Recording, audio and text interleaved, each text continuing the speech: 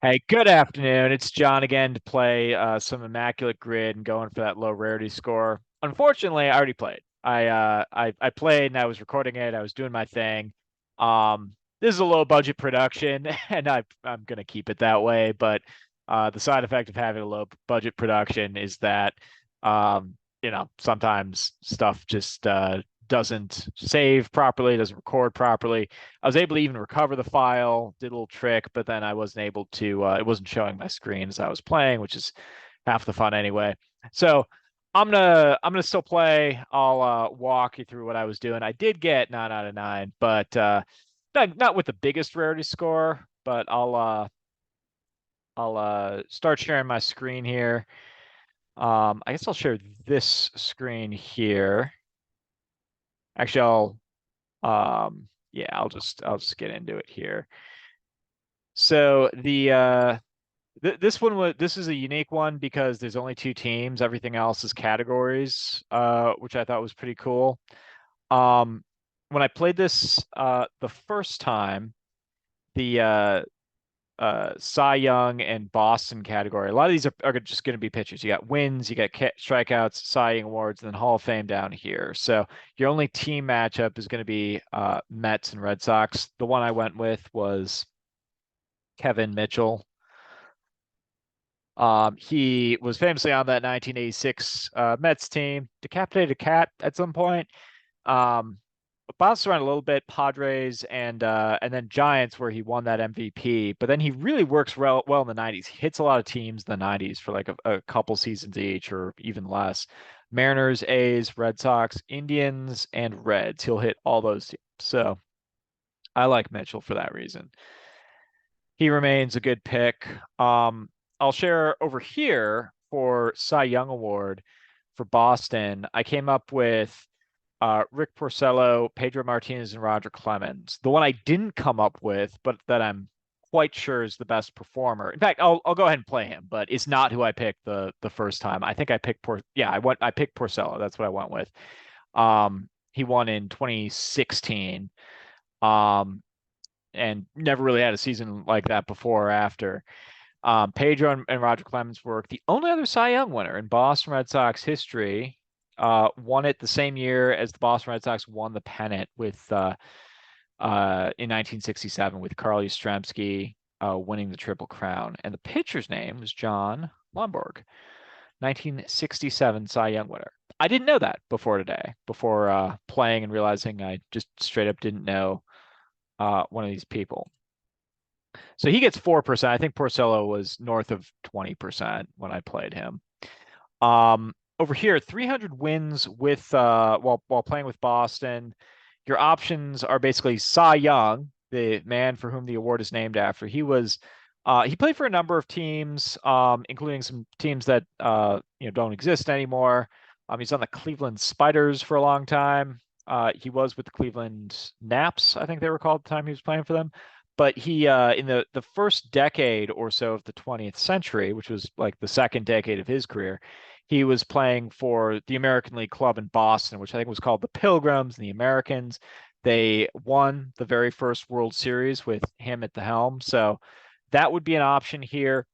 A fun option that I went with, though, was, and of course, Roger Clemens would work here as well, but a fun option that I went with was getting um, Tom Seaver, because he's going to work here and here and here and here. So and here for that matter. He works pretty much everywhere except this one.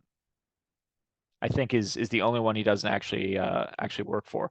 But he does work here. He played his final season. Notice that final year there, 1986. Tom Seaver was on that 1986 American League champion Boston team. He didn't play in the World Series. He wasn't on the playoff roster, but he was on that team in his final season, which I think is a pretty cool fact. So I selected him 5%. I think that is probably the optimal one. Let's see. For 3,000 strikeouts in a career for the Mets, I think your options were so you've got Scherzer and Verlander, who just played and left the Mets this year. And then you've got Seaver, who I just picked, Nolan Ryan, um, and then Pedro Martinez. I think I actually am missing one in there. I think when I looked at this, there were six. Um, I went with Pedro. And my kind of logic here was that Pedro Martinez had a shorter career, so maybe 3,000 strikeouts didn't stand out as much. Maybe he was going to be used more with Boston. Or maybe he was even going to be used as the overlap player. So, um, I went with him here, and I think he was decent, like sub 10%, which is pretty good considering there's only a handful of options. Um, let's see. And then over here, I had a fun one. I went with Warren Spahn, who works for, some of these other categories, but um, he'll work for Cy Young and Hall of Fame, for example, or he'd work over here. But he did play a season with the Mets. Although now I'm trying to think. I don't think I went with Warren Spahn. I think I went with Richie Ashburn. He was on that 1962 expansion Mets team. Yeah, I was tinkering between the two. Let's see how Spahn does. I think Ashburn was sub 1%. Let's see how Spahn does. Also sub 1%. I think so. That's pretty much even money.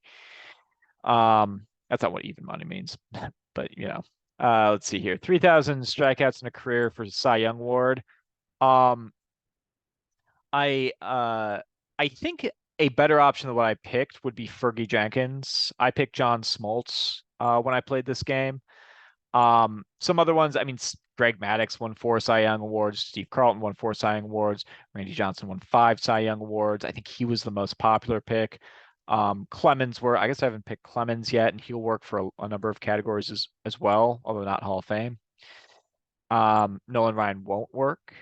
He never did win. So I think I am going to select. Well, I probably should. I've already kind of cheated by using Lomberg. Uh, yeah, you know what? Let's see how Jenkins does. I think he'll do a little bit better than Smoltz. About the same. I think Smoltz might have been 3%. Jenkins took 2. Cy Young for the Hall of Fame. The one I went with was um someone I did not know this before playing Immaculate Grid. And I think I got this a few weeks ago. Or I'm sorry, I didn't get it a few weeks. I just saw it as an option. I think it was Cy Young and Hall of Fame. But Early Win, who also finished with exactly 300 wins, so he would also work over here. But he won 1 Cy Young award, so I'm gonna go with him. Raleigh Fingers would be an interesting pick here as well. Dennis Ackersley would work. I'm trying to think out loud here a little bit, since you're not really seeing me do this live. But let's see, some 70s Cy Young winners. I think Jim Palmer and Tom Seaver won 3 each in that decade. Catfish Hunter might be an interesting pick. Um, Whitey Ford would be an interesting pick. Um, yeah, in fact, yeah, I think Early Win did go sub 1%. Let's say a Whitey. Well, he's a Yankee, so I think he's going to do a little bit worse, probably, right? 2%. Okay. Early Win was sub 1%. So let's see here. 300 wins and 3,000 strikeouts. So I went with Walter Johnson. Um, there were I think a few options. I don't actually know if Cy Young's one of them. Steve Carlton will work. Nolan Ryan will work. Randy Johnson will work. Another interesting one would be Greg Maddux. Greg Maddux won, obviously 350 games and but he barely had 3,000 strikes. He wasn't a strikeout guy, but he had his strikeouts. Um, a couple seasons up there in the, high, I don't actually know exactly, but I know he got to 3,000 strikeouts. I'm wondering what his career high was. I think he might have gotten to 200 once or twice, but let's try him here. Let's see how Maddox does. Let's see how famous him getting to 3,000 strikeouts is, because it's not what you think of when you think of Greg Maddux, but it's what 11% of people thought of. So, um, All right, so that's not as good a pick. And once again, I think the one I did go with Walter Johnson, I think he was more like 9%. Um, I haven't selected Lefty Grove. I could go with him down here. I selected Pud Galvin. And he went sub 1%. So I'll try Lefty Grove. He also would have worked here. I think that was one I missed there. Is Lefty Grove would work here. But let's try him for Hall of Fame. 300 wins. I think he had 300 wins on the dot.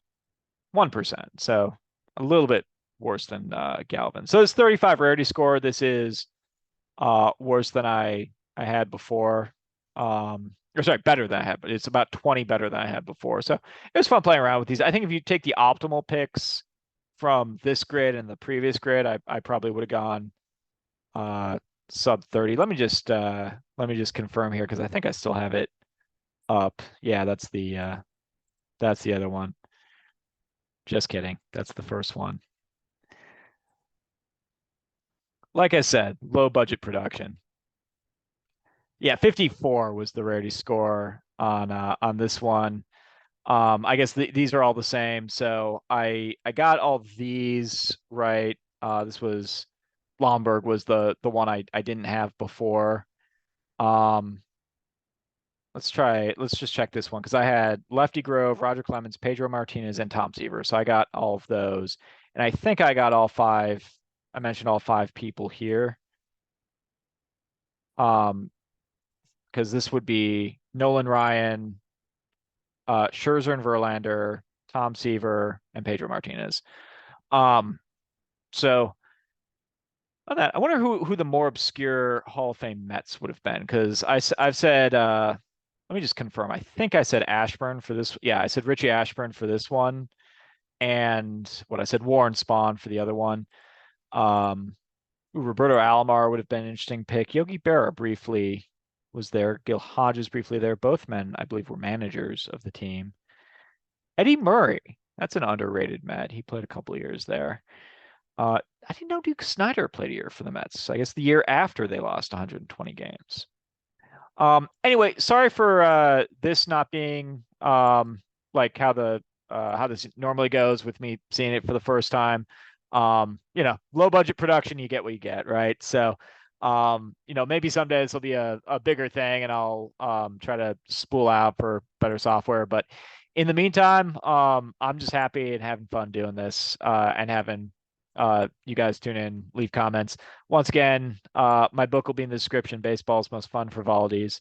It's on Amazon. So thanks so much for watching, and we'll be back at it, hopefully with more genuine reactions from me as I play for the first time when I'm playing it live. So see y'all tomorrow.